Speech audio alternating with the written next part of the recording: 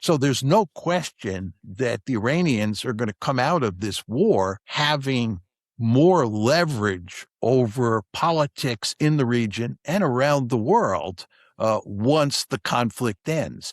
But it's very difficult to say at this point in time how the war will finally end. In other words, if you look at the 10-point plan and you look at the 10 demands that the Iranians have made, how many of those are the Americans going to accept? For example, the Iranians demand that the United States leave the region, that we get out of the region with our military forces.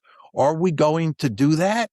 If we don't do that, how do we think about those 13 bases? Do we go back to those 13 bases and rebuild them?